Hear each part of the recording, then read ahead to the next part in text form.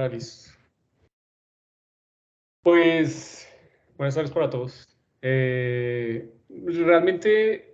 pues yo venía como en una serie de situaciones personales que no me han permitido como meterle el diente mucho como al texto. Había leído, pero digamos que no, estaba todavía como en una nebulosa difícil de arrancar. Eh, y más porque digamos que lo que yo me he dedicado a hacer en los últimos años, digamos que ha tratado de todo lo contrario, digamos de no pensar estrictamente en el sentido epistemológico. Sí, yo digamos cuando me empecé a meter en todo el enfoque, digamos, francés, de Foucault para allá, pues digamos que lo que yo venía como pensando tenía más relación con aspectos que Kevin ha conocido, que son más, digamos, arqueológicos y genealógicos, que vienen desde Nietzsche y pasan por Foucault y Deleuze y de ahí para allá. En el sentido en que todo conocimiento tiene relación con unas dimensiones políticas, éticas, estéticas, y que permiten que ciertos problemas se desarrollen de una determinada manera que no alcanzarían o se limitarían con el enfoque epistemológico. Así, digamos que rápidamente les cuento, uno de los problemas que yo tenía en la tesis doctoral era, digamos, cierta prevalencia de una hegemonía de las ciencias naturales en el área de la educación física, que es, digamos, como mi área. Y cuando yo empecé a pensar en este problema, por qué la biología es tan importante, por qué la química es tan importante, me empecé a dar cuenta sobre todo el poder médico que históricamente pues ha estado situado en nuestro campo y que ha determinado, digamos, las maneras de constituir el conocimiento. Entonces, cuando yo empecé a decir, bueno, este problema, ¿qué connotaciones tiene?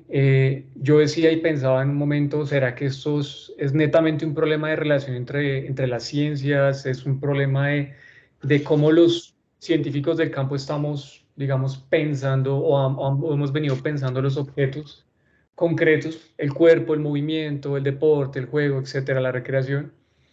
¿O será más bien que hay ciertos intereses que involucran y rodean ese estado de cosas, que están más allá de la manera como pensamos, cómo construimos los objetos, cómo nos relacionamos internamente, entre pensadores, entre científicos, si cabe, digamos, el término en el área, que yo siempre he sido un total escéptico volviendo al texto de esta cuestión.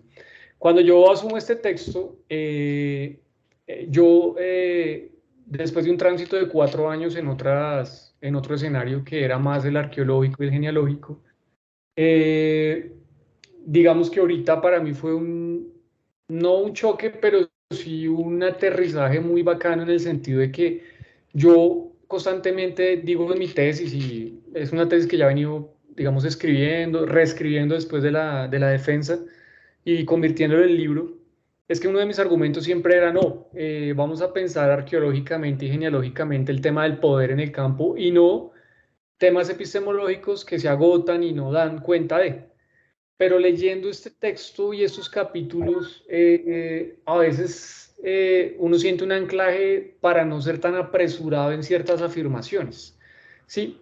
Y cuando leo este capítulo, yo hice un resumito pequeño que quiero leer más en el sentido de dejar en duda algunas cosas que logré concluir y logré inferencialmente concluir a partir de algunas creencias que tenía en el pasado, pues están en duda, porque yo fui muy ligero al decir, no, es que epistemología no cabe acá, sin saber ni siquiera a profundidad que hay unas dimensiones epistemológicas pues muy profundas que lo llevan a uno a repensar ciertas cosas. Y entonces hoy en día yo estoy pensando, es una de las conclusiones que he venido tejiendo en estos 4 capítulos, es que sí, efectivamente hay una dimensión epistemológica que opera en mi problema y que yo no advertí, pero que te estoy a tiempo como de reenlazar para ya, digamos, la escritura del libro. Y eso es una de las conclusiones bien interesantes. Yo hice un resumen muy pequeño del texto, un poco como para identificar la tesis. Voy a compartirles acá, porque realmente el capítulo me atrapó, el capítulo me puso a pensar cosas que antes no había considerado, o quizás sí, pero los había considerado de otra forma. Porque creo que de todos los capítulos, en este Dan sí logra para mí creo que me logra conectar más con una idea concreta de lo que implica la construcción del conocimiento. Estoy viendo acá ya lo encontré. Creo que lo encuentran, ¿lo están viendo ahí? Sí, si lo puedo agrandar un poquito, estaría como Listo. como otro Bueno, poquito. yo hice un ejercicio. Ahí, Sí. listo. Bueno, yo hice un ejercicio de identificar unas tesis centrales porque, pues, lógicamente, pues es un texto muy denso, recoge, pues, una tradición en la epistemología, pues, muy fuerte. Incluso el mismo Dancy dice que es como la base y es, digamos, lo que toda la epistemología que se ha constituido hasta el momento se refiere, es el punto de referencia. Eh, pero digamos que el ejercicio escritural me permitió como darle como contornos a lo que es de manera general la idea, la tesis principal del autor. Ya lógicamente pues después vamos a profundizar. Entonces dice lo siguiente. Voy a agrandar otro poquito acá. Bueno, el ejercicio es el siguiente. Hay una tesis central y hay unos términos en rojo que yo pongo en suspenso porque no sé si, y ahí digamos voy a apelar a discutir mis creencias sin caer en un escepticismo, sino discutiendo a profundidad lo que yo en el momento percibo y la manera como verbalmente describo ciertas situaciones. Lógicamente, pues aquí ustedes que son de las humanas podrán decirme, sí, aquí no, aquí no cabe, esto cambia el sentido. Bueno, básicamente es como el ejercicio que uno busca, ¿no? En este tipo de escenarios. Entonces dice lo siguiente. El presente capítulo de Dancy describe y a la vez discute una de las posiciones más influyentes en el campo de la epistemología, a saber, el fundamentalismo, como versión de un cierto empirismo y especialmente el fundamentalismo clásico. Su argumento principal se centra en describir cada una de las nociones, que es como el primer concepto que tengo ahí en suspenso, que han sostenido esta perspectiva en muchos filósofos, muchos de ellos reconocidos. Quizá ahorita piense que no son nociones, porque pues es una tradición, ¿no? Es una tradición de conocimiento, entonces diría que son mucho más allá de nociones, tal vez conceptos. A través de una revisión exhaustiva en su estilo de argumento contra argumento, Dancy evalúa a la luz de algunos principios, que es otro concepto que tengo ahí en suspenso, principios como probabilidad y certeza, infalibilidad o falibilidad, inferencial o no inferencial, cómo es posible construir o no, también lo pongo en cuestión, una base de conocimientos, proposiciones, ¿acaso dicha justificación fundamentalista pueda ser considerada como una teoría o quizá como un principio a través del cual opera el conocimiento que tenemos sobre los objetos? Eso es como un paréntesis que tengo ahí. Que puedan validar o invalidar otros similares, desconsiderando su posibilidad de que puedan apelar directamente a observaciones y conclusiones directamente sensoriales y por tanto empiristas. Especial atención brinda el autor al argumento del regreso de justificaciones, que pone acento en la legitimación de las creencias de manera inferencial, es decir, de la relación que se pueda establecer con otras creencias más o menos similares, dadas en otro tiempo y otro lugar, siguiendo una ruta aceptable, bien como otras que se puedan constituir no inferencialmente y por tanto sean consideradas como la base o lo que él decía en algún momento del texto, si no me equivoco, la superestructura. Desde allí, la infalibilidad llegará en la medida en que encontremos una creencia obtenida por nuestra capacidad sensorial. Dicha creencia alcanzará cierto estatus explicativo, siendo justificada de forma no inferencial, sirviendo como base a otras que, por el contrario, en ese continuo regreso encontrarán su validación siguiendo la lógica del regreso de justificaciones. Es desde esta mirada que el autor encuentra la mayor objeción a este sustento, porque digamos que él está tratando como de desmontar a través de unos contraargumentos una posición muy aceptada en el campo de la epistemología. Y la citación está en la página 77.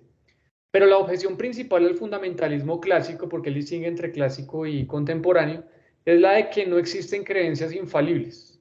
El falibilista sostiene, yo pensaría en este momento que el falibilista es como no es el escéptico, pero sí es aquel que pone en discusión la infalibilidad del conocimiento.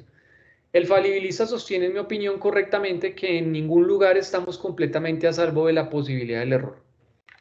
Existen algunas justificaciones que Dancy describe y que le permiten a los fundamentalistas justificar creencias respecto a su valor de infalibilidad, tales como los errores verbales y la comparación. Al final el autor concluirá que no solamente se trata de errores verbales, sino además sustanciales, es decir, de contenido.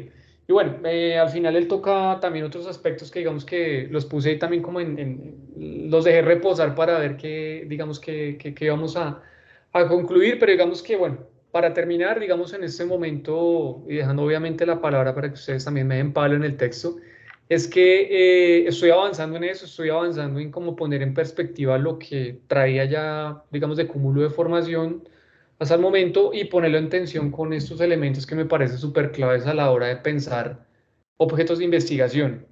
Y uno de esos objetos de investigación para mí en este momento es reconstituir algo que, digamos, un objeto en mi campo que está siendo remoldeado a partir de, digamos, de los últimos escenarios digitales, del escenario de la pospandemia y que me han hecho como repensar otras cosas que se ponen en el orden sobre todo de un problema particular que para mí aparece ahí, que es el tema del neoliberalismo, ¿no? Y cómo se constituye a partir de su comprensión como una racionalidad política, pero digamos que eso es algo que desarrollaré ya casi, digamos que creo que al final del seminario. Listo, era eso.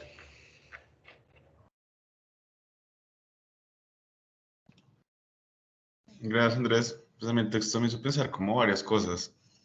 En primer lugar, parece como pues, llamativo esto de ciertas palabras que usted está como resaltando y las relaciones que empezó a establecer entre algunas de ellas, porque siento que, claro, cada, digamos, noción, cada concepto está anclado en una tradición y pese a que a veces puedan ser más o menos traducibles, guardan pues sus diferencias dependiendo de la tradición en la que pues tuvieron lugar estas cosas, ¿no?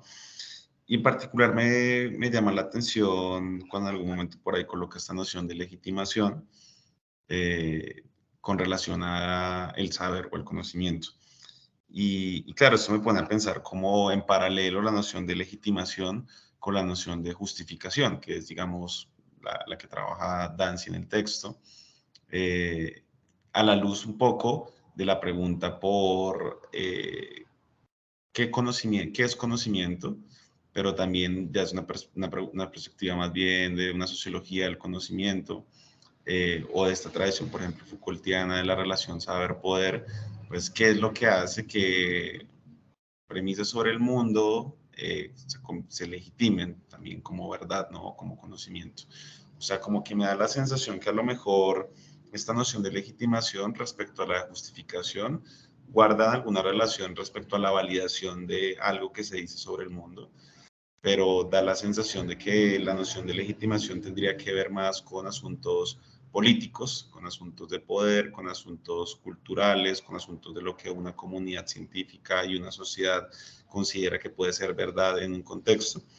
Y claro, la noción de justificación implicaría como una idea un poco más, pues sí, como que prescinde de esta validación social y que la validación es interna propiamente pues como epistémica mediante otros caminos, ¿no? Que pueden ser en este caso la evidencia empírica, la apelación a los sentidos o a la lógica, etcétera, ¿no? Entonces me parece como interesante poder poner en juego esas nociones de legitimación y justificación y quizás otras para poder, digamos, volver como a esta pregunta que en el texto de Dancy claramente no aparece y que de pronto en la tradición Foucaultiana pasa lo mismo, pero en sentido contrario, ¿no? De que se le presta tanta atención al tema del poder que ya parece que entonces todo puede ser conocimiento siempre y cuando sea validado en instancia de poder o en grupo, ¿no? Y acá en Dancy estamos en el otro lado de la historia, donde parece que hay un conocimiento inocente, abstraído del poder y que, pues en todo caso, también nos llevaría a una concepción un poco ingenua de lo que llamamos conocimiento, ¿no? En este sentido político, sobre todo. Entonces, claro, creo que poner en juego estas nociones, creo que es sano, y creo que podría dar pistas para pues, prácticas de reflexividad epistémica, pues digamos, pues más ricas, ¿no? Como que consideren más elementos a la hora de pensar qué es conocimiento.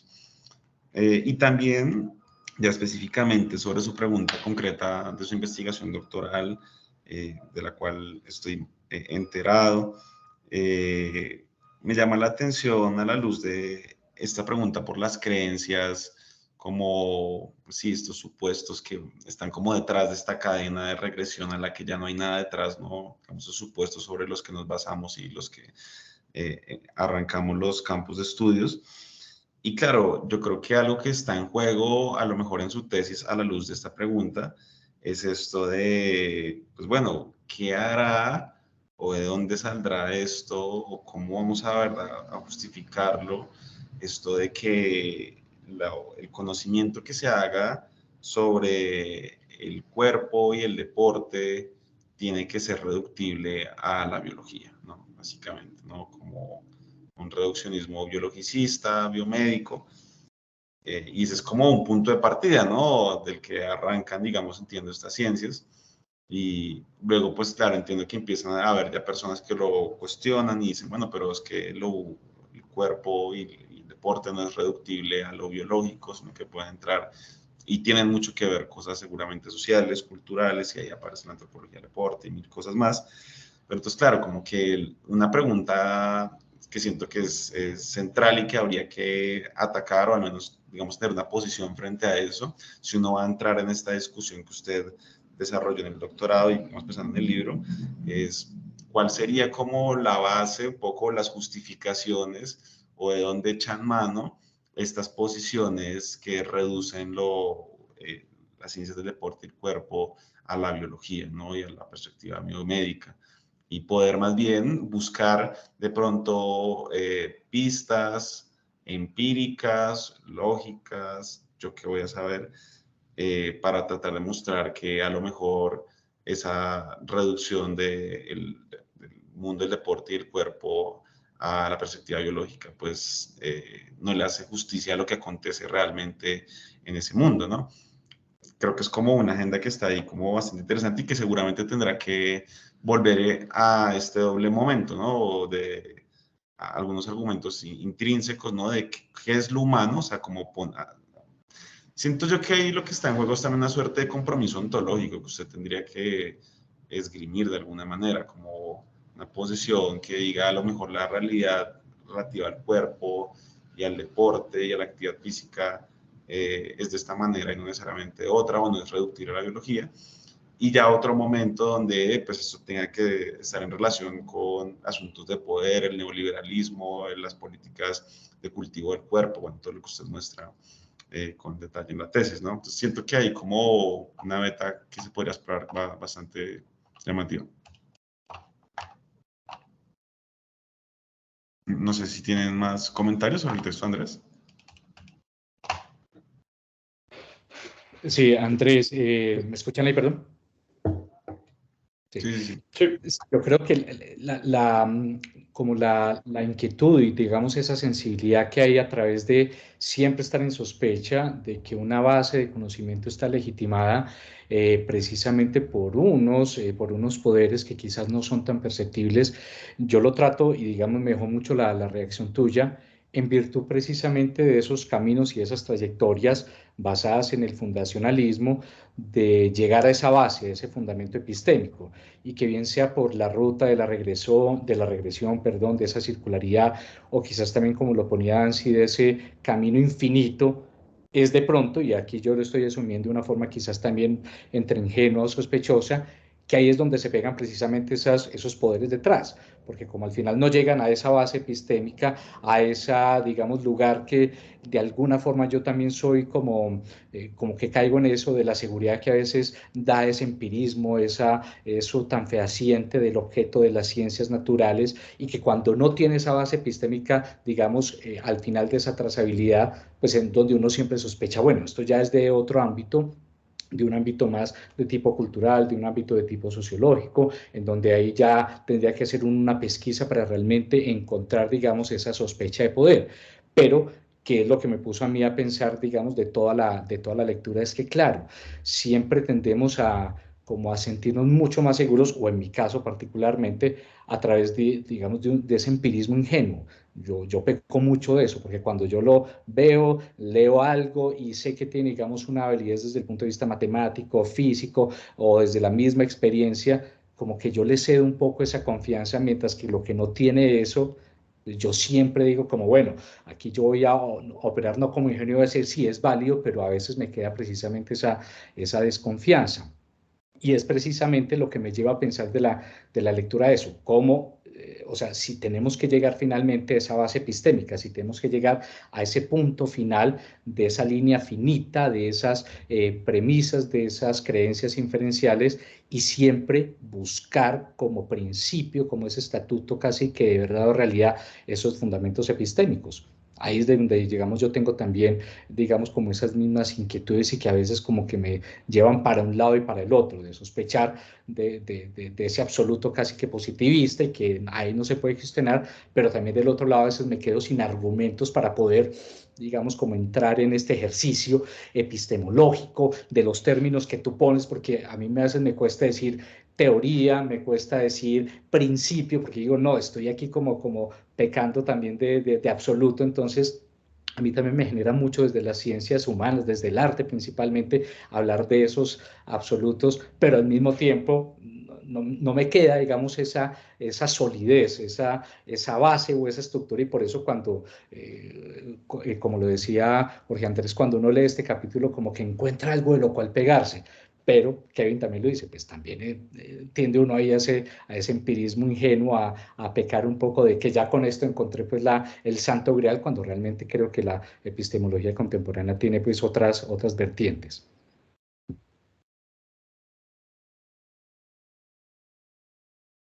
Sí, sobre eso que dice Sebastián, a mí me llama mucho la atención esta pregunta por hasta qué punto tenemos que irnos hasta el infinito de, pues sí, las premisas que son las que se basa el conocimiento que nosotros construimos, ¿no? ¿Qué está detrás de cada una de las teorías en las cuales nos escribimos o las teorías que utilizamos para conocer la realidad? En mi interés de investigación doctoral está como esta idea de mirar los supuestos ontológicos que orientan las posiciones epistemológicas de los investigadores e investigadoras sociales. Y claro, como que parte de la agenda es primero ver si en general los investigadores e investigadoras pues hacen esa pregunta de qué es lo que está allá detrás, como ese background que sustenta el resto de procedimientos epistemológicos, ¿no?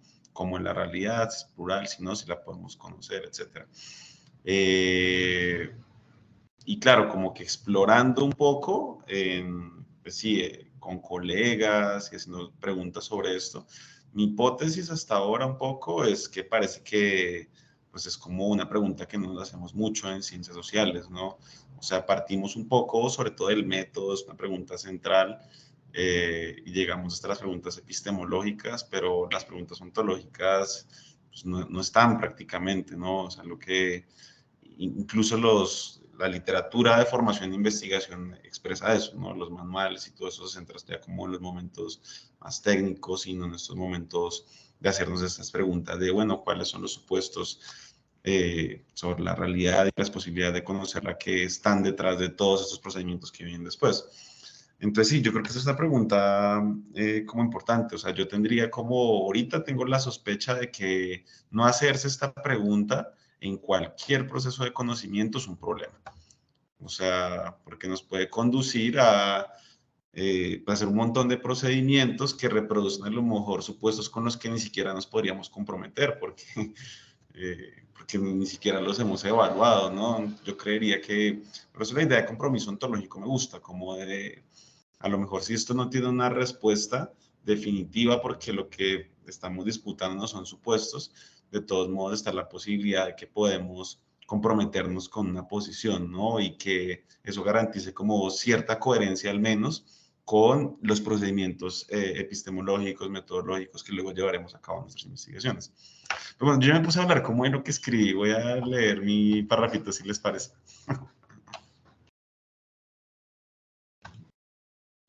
Mm.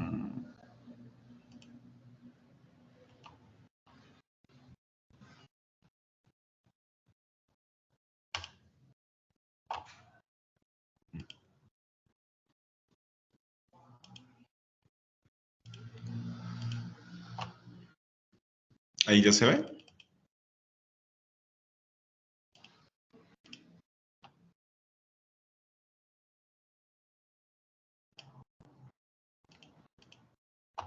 ¿Sí se ve? Ya se ve. Vale, pues algo muy cortito, ¿no?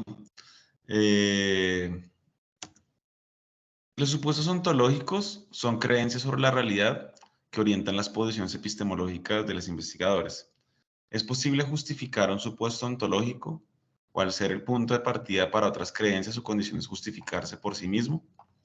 Los problemas ontológicos y en consecuencia epistemológicos a lo mejor no tienen solución definitiva porque lo que se disputan son, ante todo, supuestos.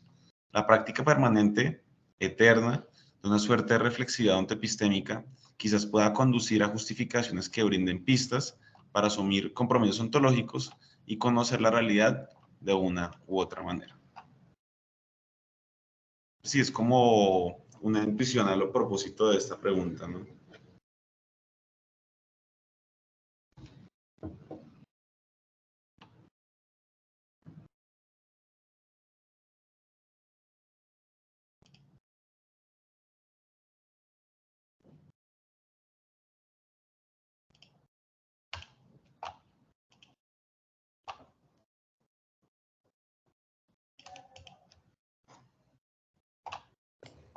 Kevin, yo quería decir algo respecto, son dos comentarios muy cortos.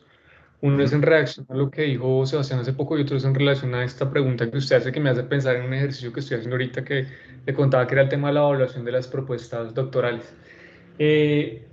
Sebastián dijo algo muy clave que yo no había como vislumbrado en lo que venía pensando hasta ahora y en lo que pensé en mi tesis doctoral y es también muy complicado, ¿no? Porque aparece en un seminario de estudios súper informal y no apareció durante 4 años de un ciclo de discusiones, palo, tutor, ponencias y demás.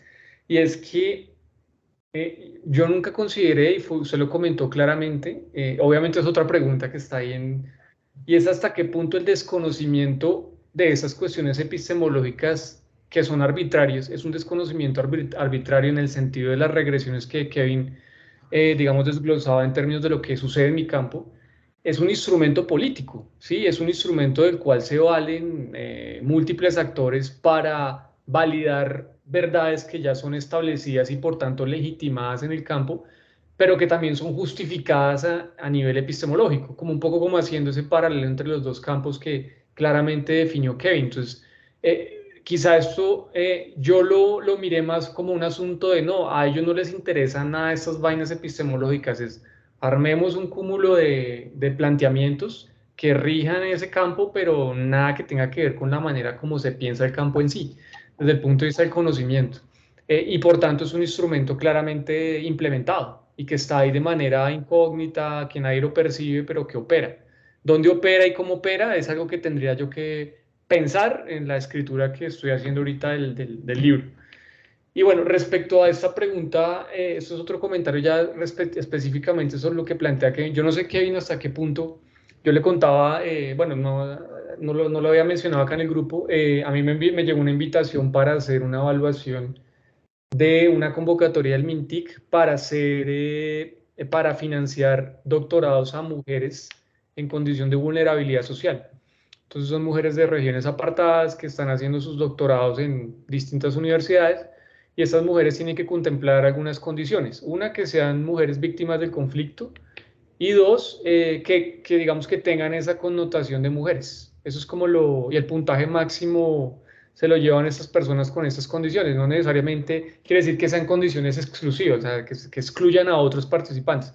Pero básicamente el mayor puntaje se da sobre eso.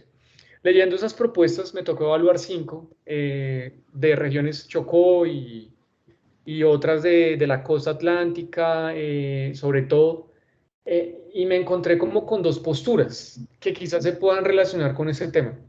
Me encontré una postura del investigador y pues recordemos como todas las condiciones, ¿no? Hay gente que ya hizo una maestría, que ya pasó por un proceso de formación investigativa, que mínimamente en una maestría ya pudo hacer una revisión de literatura e identificó una temática. Mínimamente eso uno podría pensar que algunos hacen más, pero digamos que la base está ahí.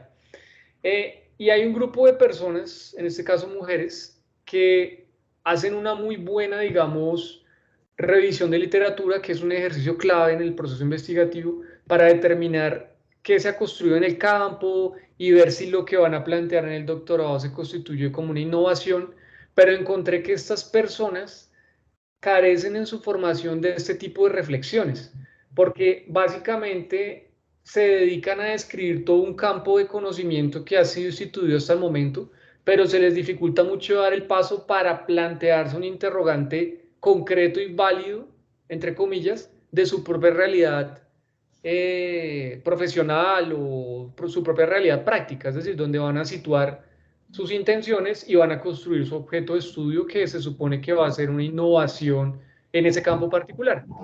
Y hay otras personas que se dedican, que no hacen esa revisión de literatura. Yo podría considerarlo como una cierta ingenuidad de decir, yo pretendo innovar, pero no sé qué se ha hecho, pero yo estoy innovando.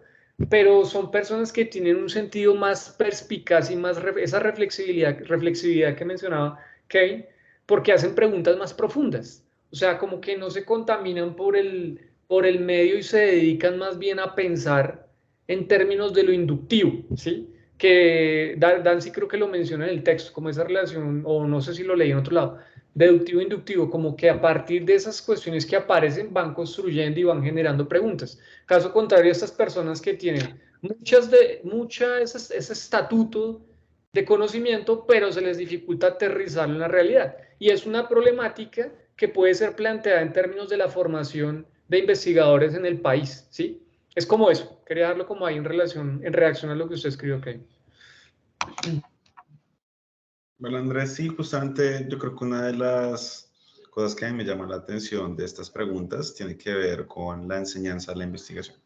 O sea, muchas de estas preguntas en particular me surgieron enseñando esto, porque es como, sí, como cierta sospecha de que a lo mejor pues, los manuales de investigación y los cursos de investigación pues tienen un efecto performativo en las prácticas de los investigadores, en la realidad. Entonces investigamos de la forma en la que nos enseñan a investigar nuestros profesores, pero también los manuales y la literatura que hay. Y claramente yo creo que hay como una relación circular. Si hay una ausencia en los manuales, pues hay una ausencia de esas preguntas en la práctica de los investigadores y pues habría que entrar ahí como a cuestionar esos manuales y también, ¿por qué no nosotros construir nuestros propios antimanuales o algo así, que es como un poco que algo que entraría en la agenda? Pero sí, creo que es algo que definitivamente habría que examinar con detalle en cada una de las áreas en las que trabajamos, ¿no? Porque igual la investigación en cada área es distinta y supone como caminos distintos y creo que es una de las cosas que valdría mucho la pena como, pues sí, como preguntarnos más. Sí. ¿Se me escucha? Sí. Como pasito. ¿Ya se me escucha? Como con un eco. Pero ya se escucha un poco, ¿sí? Sí, mejoró. Ah, bueno.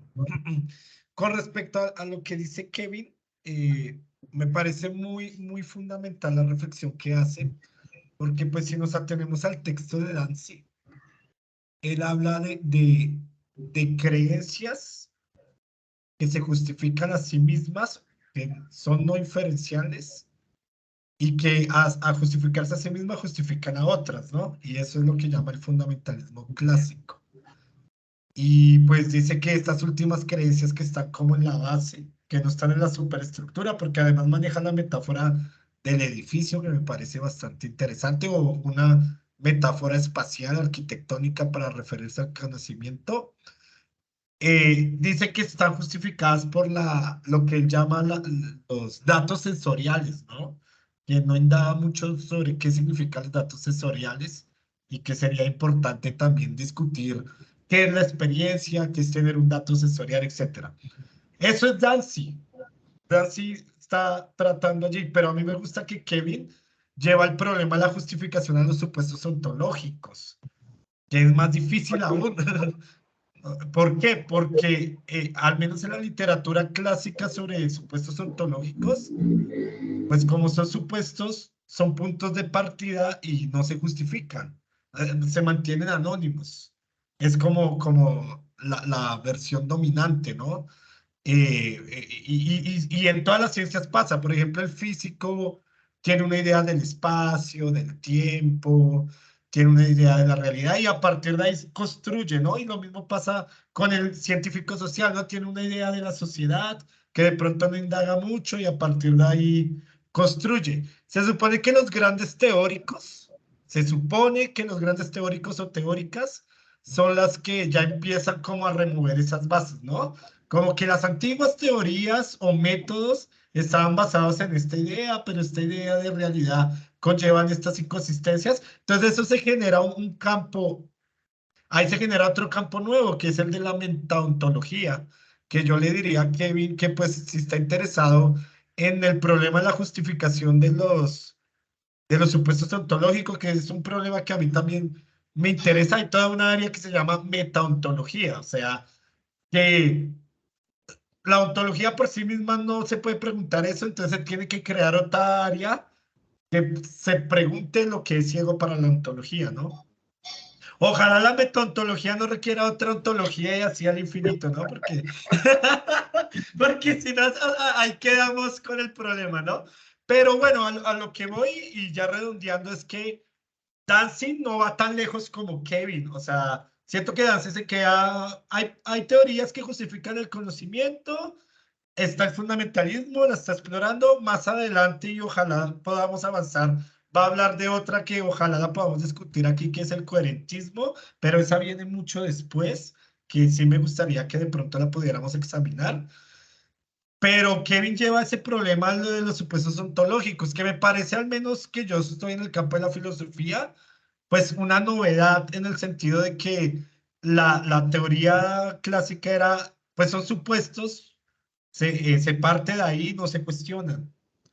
Pero Kevin llevó ese problema a los supuestos ontológicos, lo cual me parece, creo que un aporte importante. Yo creo que si se explora esa idea, no solo contribuiría a la investigación en antropología, sino también en cuestiones filosóficas que poco se han explorado, yo creo. Vale, dan ganas de seguir estudiando eso. Se hacen...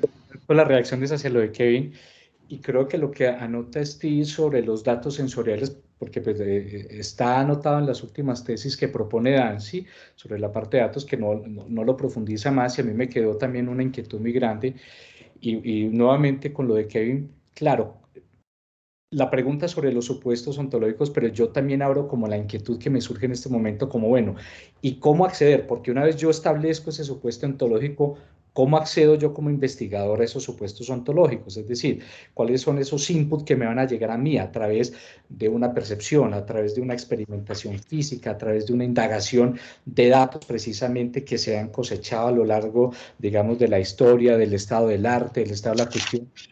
Y digamos que ahí volvemos a ese punto de inquietud con lo que plantea Danzig. Entonces, bueno, esa percepción, ese estado sensorial es el que me va a permitir a mí establecer quizás esas bases epistémicas para construir nuevas inferencias posiblemente.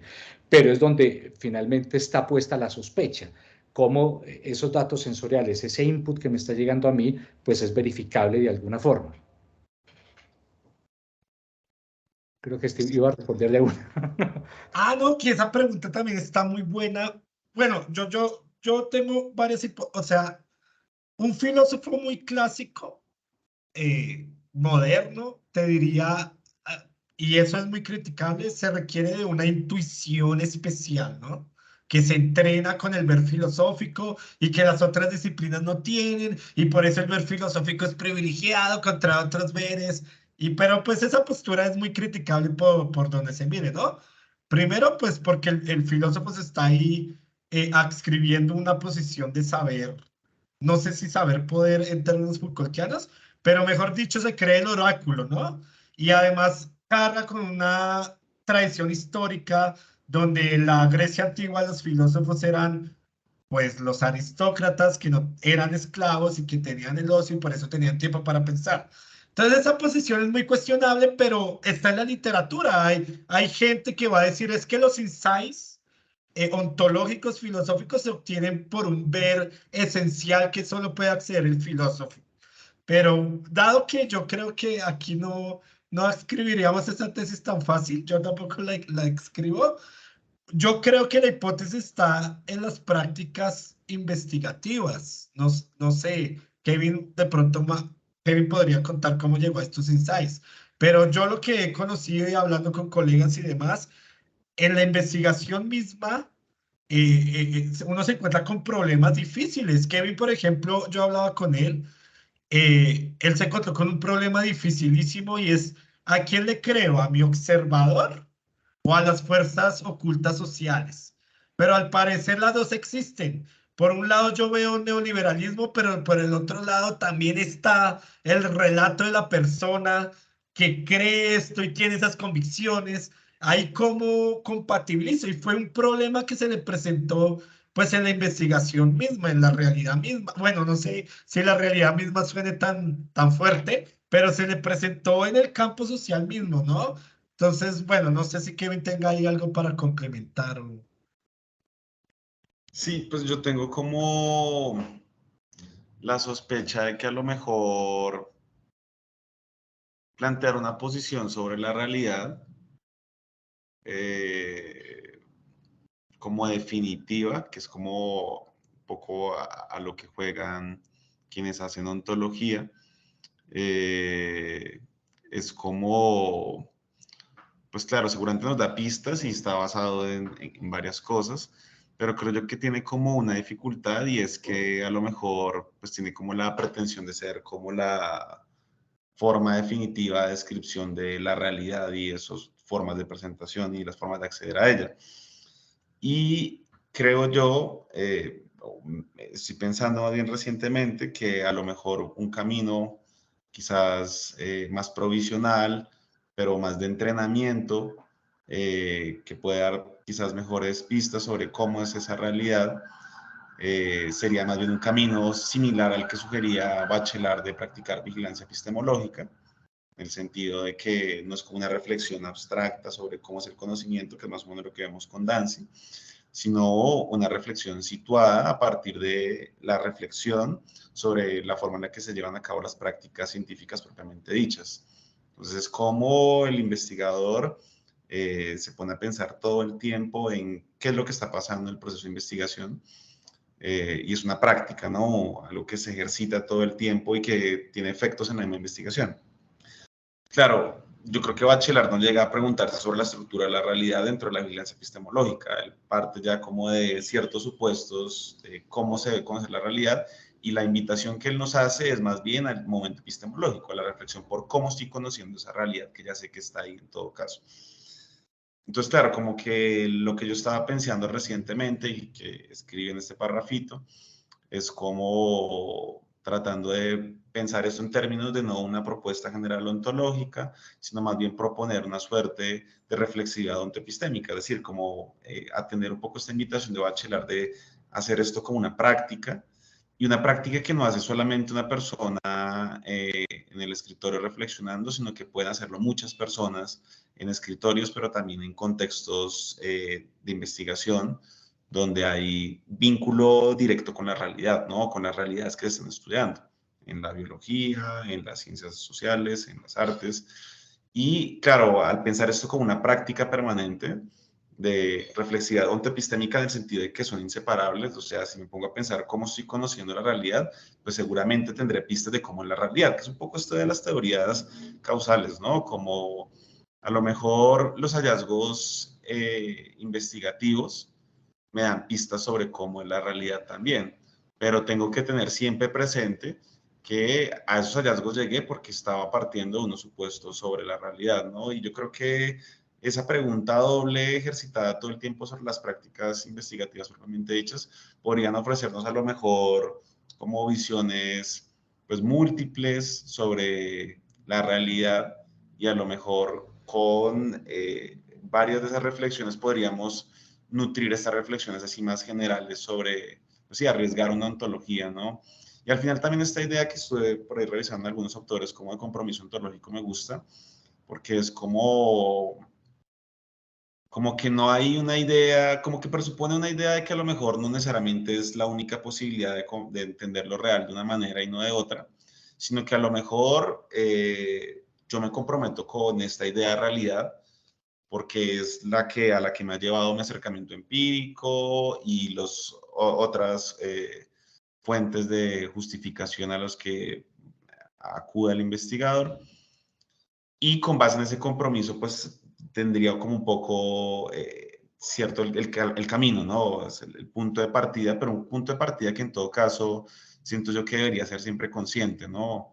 No que esté como ahí oculto y que yo no me haya hecho esa pregunta y que esté ahí, pero que eso que está oculto está al final orientando todo lo que estoy haciendo, ¿no? Entonces creo yo que practicar esa reflexión epistémica o como se llame, creo que podría pues, darnos pistas de una forma también colectiva, de una forma también como provisional, procesual también de pensar lo real.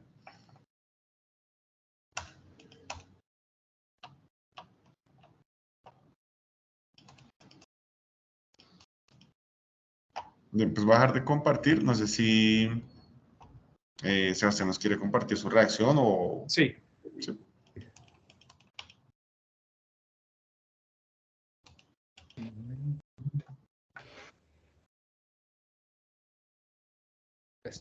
Un momento, por favor.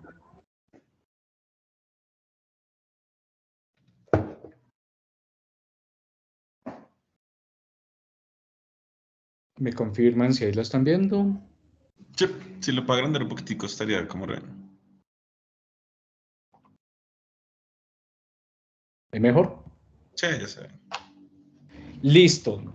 Yo creo que estoy también nuevamente como lo había planteado, como en lo que plantea Kevin, ¿cuál es esa ontología? ¿Cuál es ese supuesto en donde uno va a plantear precisamente esa estructura inclusive de conocimiento? Creo que ahorita con lo que estabas mencionando, voy a decir una barrabasada, pero que uno pueda plantear sin duda alguna, y como ya lo hemos hablado, unos conocimientos muy situados para ciertas ontologías también muy situadas, en donde cada uno va a tener quizás sus propias teorías fundacionales y sus propios, digamos, como principios epistémicos. Ahorita se me ocurre eso, pero bueno, de pronto ahorita lo discutimos y leo la reacción. Fundacionalismo, percepción y pensamiento.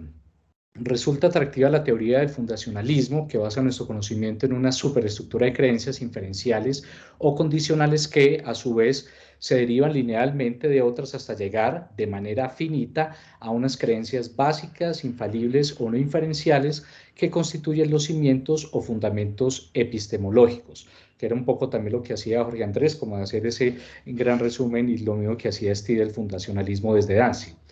Continúo. No obstante, y siguiendo a Danzig, esta teoría se enfrenta con dos problemáticas. La primera sobre cómo establecer una formalidad de aquellas creencias básicas, infalibles y no inferenciales, cuando éstas solo se validan, siguiendo el texto, en nuestros estados sensoriales inmediatos, que es a la larga la base del empirismo.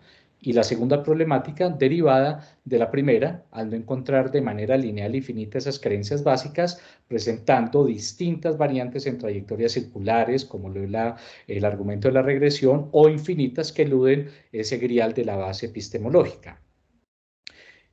Continúo acá. Intentaré enfocarme en la primera problemática, partiendo de la crítica a la infalibilidad de nuestros estados sensoriales inmediatos. Una de las tesis finales expuestas por Danzig sobre un fundacionalismo sin infalibilidad apunta a, y abro comillas, la posibilidad de que, aunque las creencias sobre nuestros propios estados sensoriales estén siempre parcialmente justificados precisamente por su propio objeto, no estuvieran justificadas completa y satisfactoriamente, a menos que se diera evidencia confirmatoria. Esa otra evidencia o complemento es lo que quisiera proponer, y de hecho acudiendo a Marcus Gabriel del poder del arte, cuando propone que la percepción, basándonos en esa base epistémica de la percepción, para Gabriel no es una relación externa entre objeto y sujeto, y que no solo es una perspectiva, sino que es un proceso objetivo que responde a una, y ahí sí abro comillas, superposición intrínseca de campos de sentido diferentes dentro de la realidad.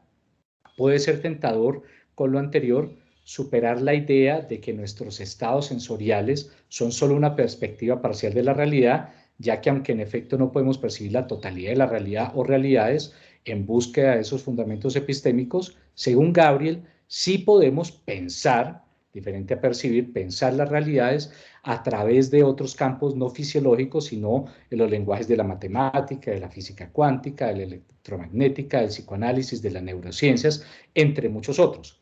Así entonces, seguiría siendo tentador una teoría fundacional que no repose su infalibilidad solamente en la percepción, sino que se complemente de otros campos de superposición superiores a nuestra biología.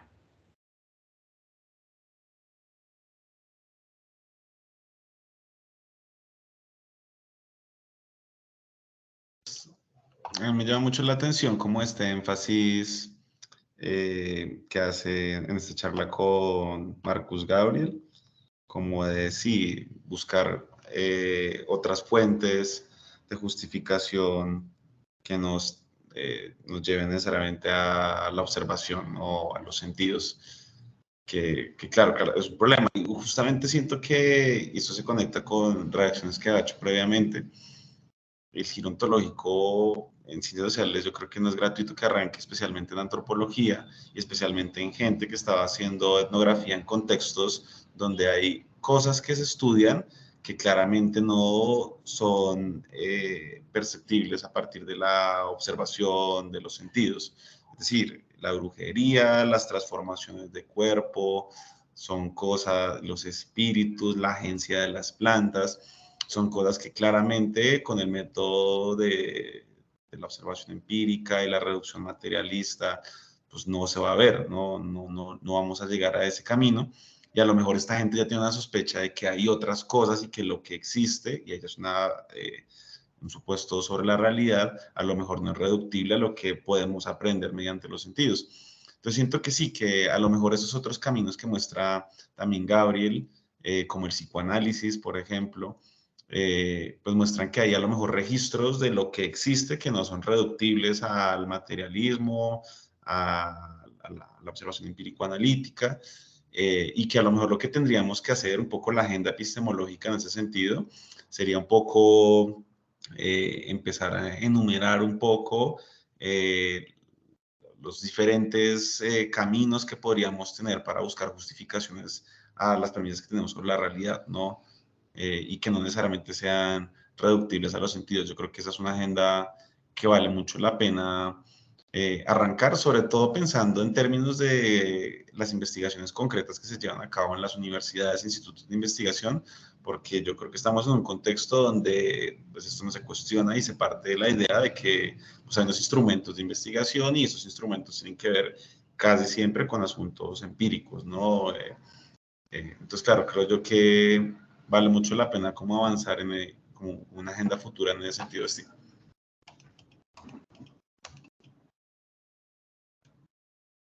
Me parece genial la intervención del profe Sebastián, porque pues mi intervención también prácticamente menos sutilmente, menos elaborado, pero va hacia ese punto. O sea, no solo por cuestionar la primacía de los datos de los sentidos, ¿no? Como muy bien lo acaba de explicar Kevin, sino también por mostrar que, a ver, yo siento que Dancy, como es filósofo analítico, los filósofos analíticos pues son muy cientificistas, eso está comprobado, y parten, por ejemplo, del dictum de Quine de que el conocimiento es una facultad mayor, producto de la evolución, ¿no? Y por ende, para entender el conocimiento, pues debemos entender también el proceso evolutivo, las facultades que debió hacer el cuerpo, pues para llegar a esta facultad mayor. Y el resultado es una primacía de una psicologización, si se quiere, de la epistemología. ¿Y a qué voy con esto? Esta psicologización de la epistemología se nota en que él lee el fundamentalismo, pues con ojos de que la primacía o las creencias no inferenciales va a estar en los datos no sensoriales, en los datos sensoriales. Pero pues, ¿quién dijo eso? O sea, puede que las creencias no inferenciales puedan tener otra fuente, ¿no? Si uno se va con Gabriel, uno podría hablar de campos de sentido. Bueno, ya ahí depende de la ontología que queramos adquirir, pero ese cuestionamiento de los datos sensoriales me parece súper importante, además porque pone o supone también una idea de interior-exterior, ¿no? O sea, hay un interior que recibe una realidad exterior y la recibe de manera parcial, sesgada, etcétera. Y eso aún no soluciona el escepticismo, porque también entre la realidad y el sujeto que la conoce, pues estarían mis datos pelando esa realidad. Y tú que trajiste a Gabriel, Gabriel intenta combatir todo eso diciendo, es que aquí no hay relación sujeto-objeto. Aquí lo que hay es una escena de superposición de campos de sentido, ¿no? Ni siquiera Gabriel habla de términos de sujeto-objeto, lo cual me parece muy chévere porque esta epistemología que estamos leyendo de Dancy todavía parte del sujeto-objeto, ¿no? Un sujeto con vía interior que recibe unos estímulos de afuera y hay una teoría que dice que como yo percibo esos estímulos de afuera, entonces ahí voy generando mis creencias, pero esa también es una idea que viene muy de la ciencia, ¿no? Que la realidad es algo que está allá afuera y que hay sujetos que la perciben parcialmente y que entonces hay que deshacernos de esas perspectivas parciales y matematizar para llegar ya a algo objetivo. Pero tú traes muy bien a Gabriel que quieren romper con totalmente ese esquema. Vuelvo y digo, en Gabriel no hay sujeto-objeto, hay superposición de campos de sentido. Eso me parece muy fundamental y ojalá en sesiones posteriores se pueda ahondar más cómo se puede pasar de un paradigma epistemológico que primaba el sujeto-objeto a un paradigma epistemológico donde ya no prime esa relación, sino más bien otras cosas, ¿no? Claro. Yo creo que en particular esto de Gabriel, pues sí, como que vuelve a poner en el centro la pregunta por la relación sujeto-objeto, ¿no? Luego un contexto en el que seguramente en los últimos años las ciencias sociales en particular en lo que avanzaron es reconocer el papel del sujeto y entonces la relación de nuevo saber poder, el interés, la ideología, la política, sobre todo la gente de la tradición crítica tiene eso clarísimo, los feminismos, etcétera. Pero entonces, claro, eso nos está situando luego en una posición que se va como al otro lado, donde a lo mejor ni siquiera la relación es centrada en el sujeto con el objeto, sino que a lo mejor los objetos del mundo se superponen a partir de, bueno, esta idea de campos de sentido que puede ser otra cosa también, ¿no? Creo que vale mucho la pena explorar. Y yo creo que sí vamos a terminar leyendo a Marcus Gabriel porque no hacemos sino citarlo últimamente en este seminario. Pues no sé, ¿alguna reacción más a la reacción de Sebastián? Pasamos a la de Steve.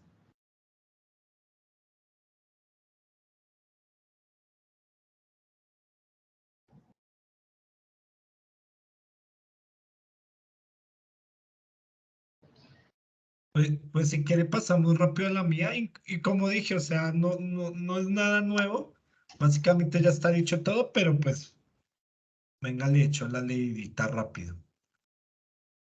Eh, aquí donde es que se comparte. En la parte superior derecha al lado del botoncito de cerca.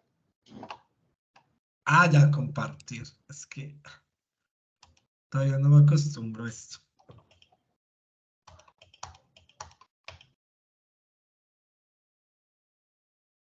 Espérenme que está cargando.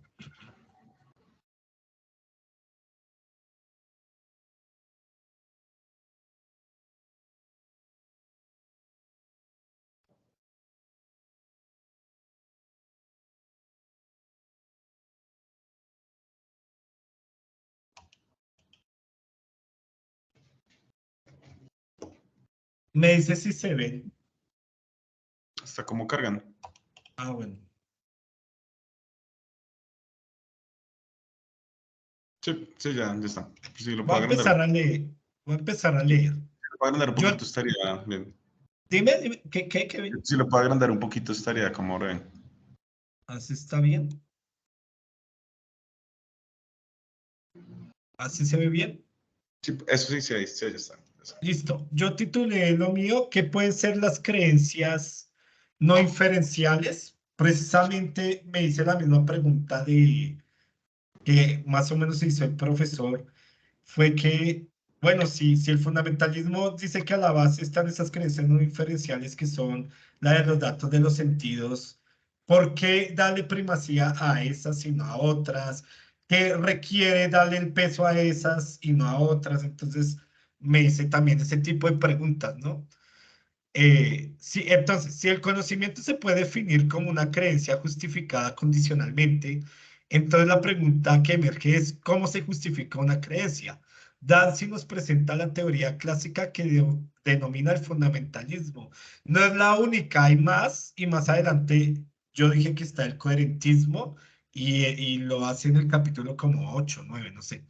Esta postura, bueno, el fundamentalismo sostiene la tesis de que existen creencias no inferenciales básicas que justifican otras creencias inferenciales.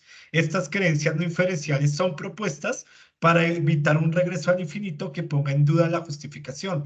Recuerde que Dancy ahí habla de un argumento de regreso al infinito, que es el que se tiene que combatir para evitar el escepticismo y que el fundamentalismo combate pues proponiendo estas creencias no inferenciales, ¿no?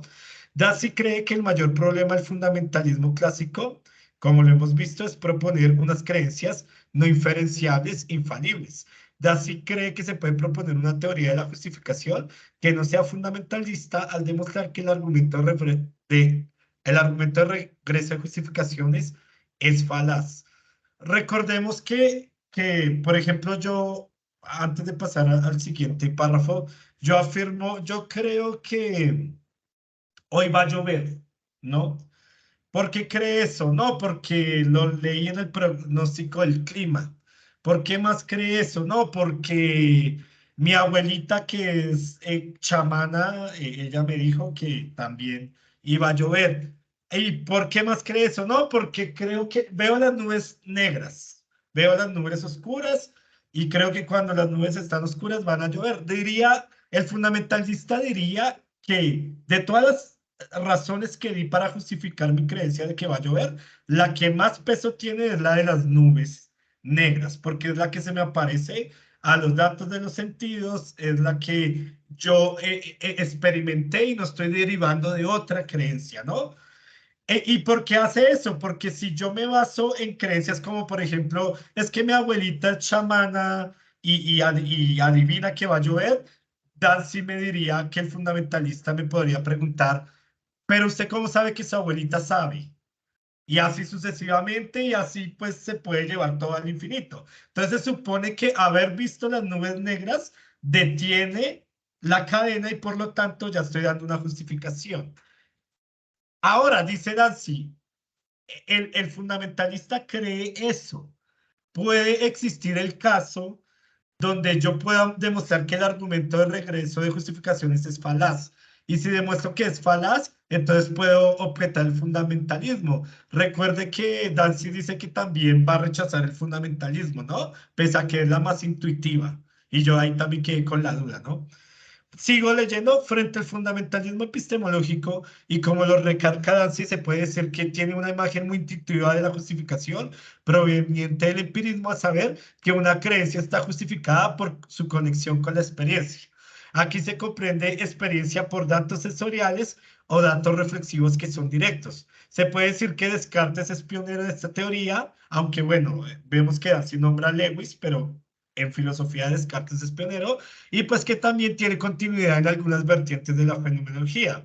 De todos modos, pues yo hago la pregunta, ¿las creencias no inferenciales pueden solamente provenir de los datos en primera persona? Austin propone que sean los hechos. Por ejemplo, recuerden ahí el ejemplo del cerdo que trae Dancy a colación. Otros teóricos podrían hablar de informes directos, otros de ciertos eventos naturales, etc. Entonces, básicamente, a lo que yo iba era a eso, a cuestionar como la primacía de los datos de los sentidos, ¿no? Porque como esta teoría, como hemos dicho todos, es muy intuitiva, ¿no? O sea, es como nos enseñan incluso en los primeros semestres de la universidad, ¿no? Como es que yo compruebo algo en la experiencia, ¿no? Pero a veces no nos detenemos a pensar qué significa comprobar algo en la experiencia y qué implicaciones tiene. Entonces, básicamente eso era lo que quería más o menos traer a colación. Sí, yo creo que guarda una relación muy cercana con el texto de Sebastián, ¿no? Como esta idea de que a lo mejor podríamos explorar otras formas para sí, hablar sobre lo que conocemos, ¿no? Y justificar lo que conocemos, que no sean reductibles a la observación, ¿no? Y yo creo que un poco parte de la agenda, volviendo otra vez, inclusive pensando en términos didácticos de cómo vamos a enseñar a investigar pasado mañana, pues es esto, ¿no? Como no reproducir ciertas prácticas de cómo nos enseñaron un poco y cómo en general yo creo que el sistema pues, de la ciencia y de la gestión del conocimiento pues está ahí todavía anclado como en la idea del instrumento de investigación y bueno, todos estos formatos que están ya como estandarizados ritualmente de exponer un problema de investigación y estas cosas, ¿no? O sea, con hipótesis y todo esto. Entonces sí, a lo mejor creo que eso puede ser como parte de una agenda importante, enumerar esas otras posibilidades que hay.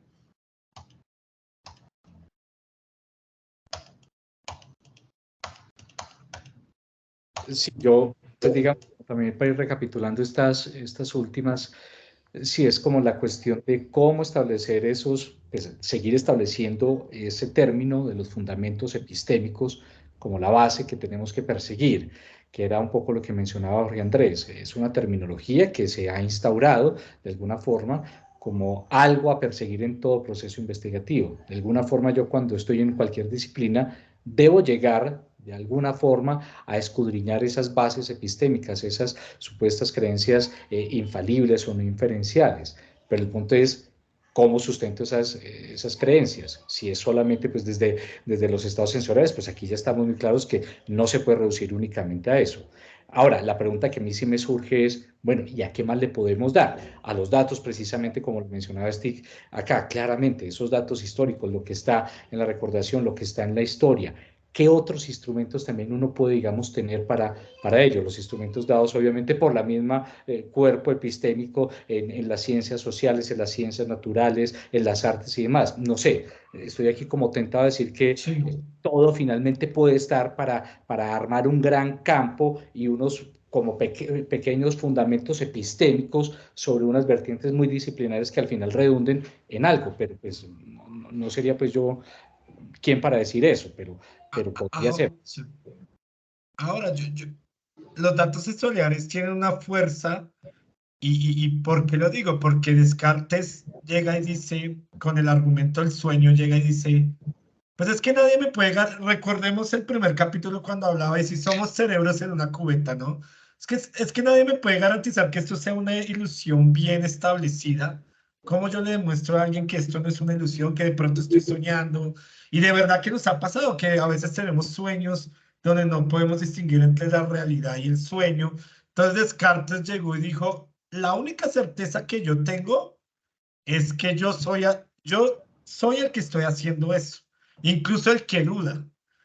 Entonces, por lo tanto, mi duda es como la única certeza de la que me puedo pegar para zafar todo, ¿no?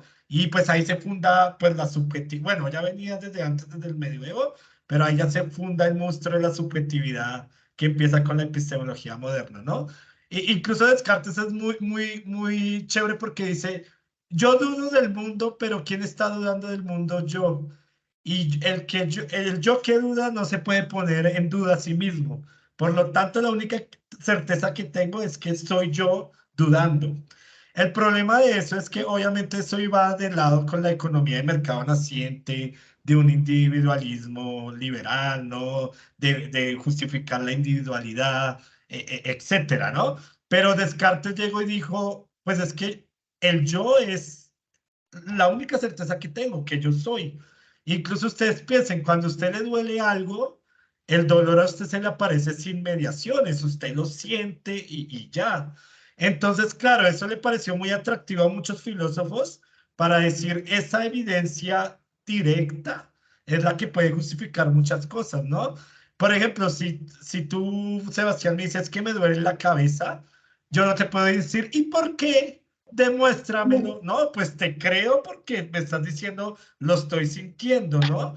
Entonces, claro, eso generó toda una corriente, como les digo, una alianza entre epistemología y psicología moderna, donde hizo al yo como fuente de evidencia muy fuerte. Y creo que el fundamentalismo responde a esa necesidad de hacer al sujeto fuente de evidencia. Y eso llevado a la era contemporánea y a lo actual, pues cambió ahora con la intersubjetividad y con las comunidades, ¿no? Son las comunidades la fuente de evidencia, son las comunidades las que crean el mundo, etcétera. Pero es una variante de este fundamentalismo que emerge en la modernidad, ¿no?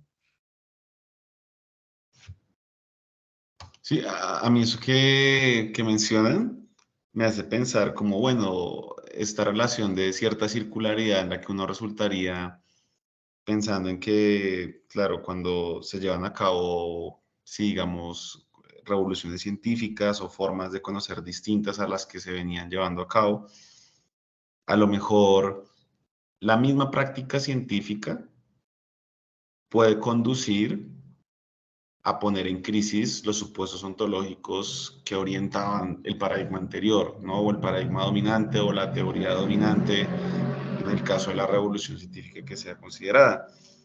Y claro, pienso muy concretamente en el giro ontológico de la antropología, que es como en lo que estamos. Y es, claro, esta gente venía haciendo hermenéutica con toda, o sea, inclusive los marxistas, y de alguna manera todos están orientados por una idea en antropología de que la realidad en todo caso es significado y está en la cabeza de la gente, en los significados compartidos, pero eso está en un nivel representativo que no responde necesariamente a lo que existe, porque lo que existe es biología y bueno, lo que nos dicen las ciencias naturales. Pero entonces justamente en la práctica etnográfica, en la práctica científica, en la práctica empírica, algunos antropólogos empezaron a dar cuenta de que a lo mejor esto no era tan así y que a lo mejor habían hechos en el mundo que no eran solamente representación, símbolos, ritos, sino cosas que a lo mejor sí existen en el mundo y concretamente en los mundos que viven estas sociedades pues, que son bien raras para nosotros, ¿no? En el mundo amazónico, en el mundo yucaguir, etc. Entonces, claro, como que a lo mejor esta revolución científica, siento yo que va un poco por ahí, empieza en todo caso a poner en crisis ciertos supuestos ontológicos que eran la base de todo el conocimiento que se estaba produciendo en un momento y nos conduce en este momento a una pregunta, por ejemplo, por cuál es la estructura de esa realidad y en consecuencia cómo vamos a hacer otra vez ciencia antropológica en este caso. Entonces, a lo que quiero ir un poco es que a lo mejor un camino para poner en discusión la estructura de la realidad y estos supuestos, estas primeras creencias que serían como la base del edificio de conocimiento, pues puede ser también paradójicamente la misma investigación científica, ¿no? Como una relación casi circular entre la ciencia depende de los supuestos ontológicos, de estas primeras creencias que no son demostrables, por ella es posible hacer la ciencia, pero a veces la misma ciencia en la práctica concreta nos hace dar cuenta de que algunos de esos supuestos a lo mejor sí tienen lugar, nos dan muchas evidencias en muchos campos de que a lo mejor la realidad es plural o que la realidad es contingente, etcétera, y eso nos hace pensar que a lo mejor ciertas intuiciones que teníamos sobre esas creencias fundamentales sí están acertadas, pero hay otras que quizás no tanto y por eso habría que pensar de nuevo una ontología distinta y por eso vuelvo a pensar en esta idea prosensual como de reflexión epistémica o algo así, ¿no? Como de que ambas cosas son inseparables y que a lo mejor la reflexividad permanente entre los hallazgos y los supuestos nos puede conducir a, pues sí, supuestos un poco pues más, menos falibles o algo así, ¿no? Andrés.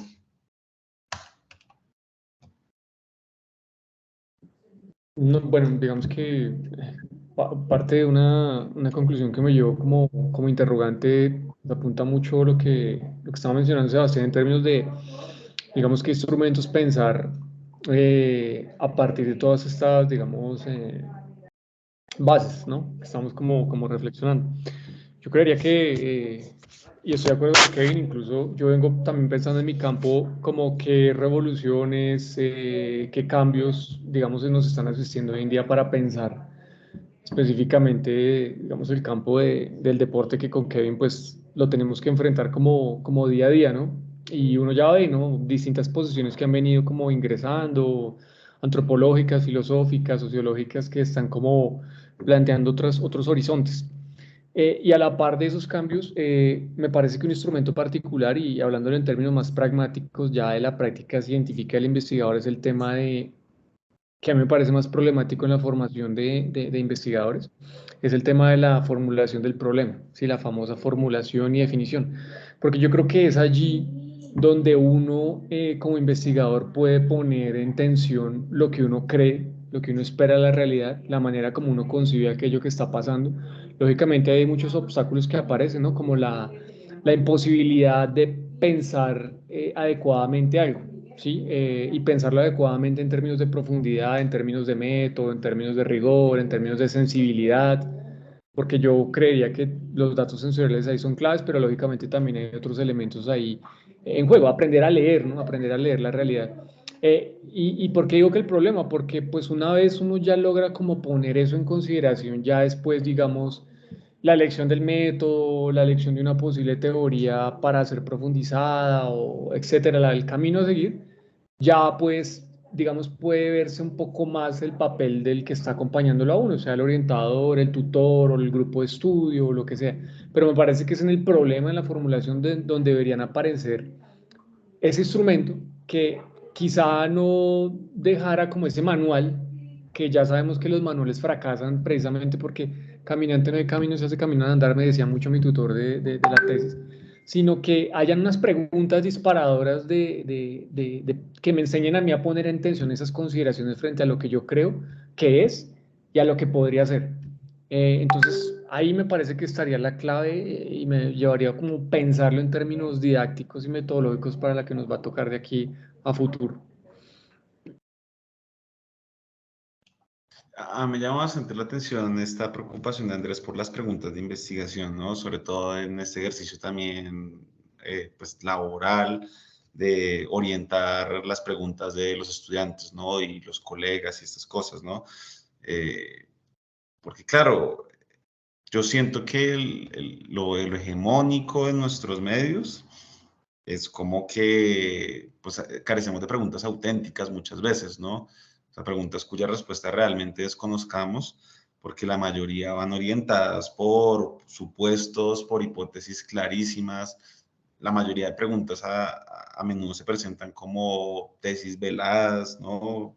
De qué manera la cumbia es un medio de construcción de identidad en la comunidad tal del Pacífico, y ya se sabe todo, ¿no? Entonces ya sabemos que la identidad ayuda a construir esto, o sea, antes para qué investiga eso, ¿no? Vamos a mostrarlo y verificarlo, pero es que a lo mejor esa es la herencia del positivismo, ¿no? O sea, hacer un instrumento de investigación y ya se sabe hacia dónde va, ¿no? Y nos lleva como, yo creo que algo central en todo en ese sentido es,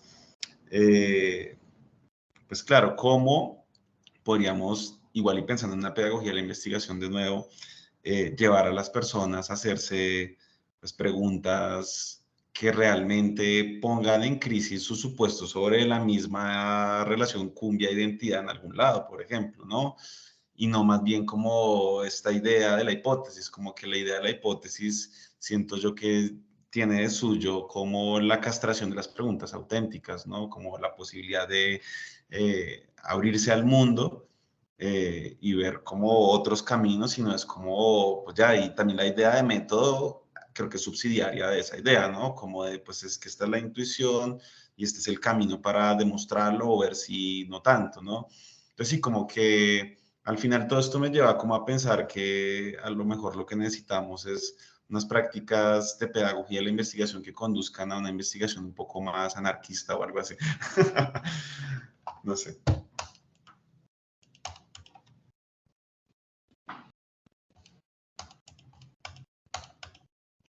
Pues bueno, no sé si tienen algunos comentarios como finales. Pues ya son las 7. Si quieren como cerrar con algo. ¿Qué? Ya estamos así. No, muy de acuerdo con lo último que dijiste, sí, una anarquía en la epistemología. No, sobre todo en la investigación. Feyerabend es muy famoso, es como contemporáneo a Kuhn, tiene un texto que se llama Anarquismo Epistemológico, también se puede poner de calidad. Revisarlo. Ajá, ajá. Precisamente contra este positivismo que a veces reproducimos y no nos damos cuenta, ¿no? Con la idea de hipótesis y demás, ¿no? Bueno, pues entonces nos vemos el próximo lunes. Les mando un abrazo, no, gracias por participar del espacio y nos vemos Kevin, próximo. el capítulo siguiente. Ah, sí, vamos con... Sí, ¿cómo es que es? Las otras mentes. Hemos hablado justamente de saltarnos ¿no? E irnos de una Pues vez sí, con el sí, yo, coherentismo. sí, yo creo que podemos saltarnos al que Hacer dice simplificar como el significado. teoría simplista del significado, siento que es importante, sí. Sí, vámonos allá, a ver qué encontramos por ahí. Sí, entonces iríamos con el capítulo 6. Igual ahorita al rato, mañana les mando un correo como con el capítulo, ¿vale? Bueno, Listo. Vale. para todos. Feliz noche. Gracias. Ya le marco a Andrés. Chao. Vale, chao. Ah, verdad, sí. Nosotros seguimos. Chao. Chao. ¿Seguimos por acá? Se fue. Chao.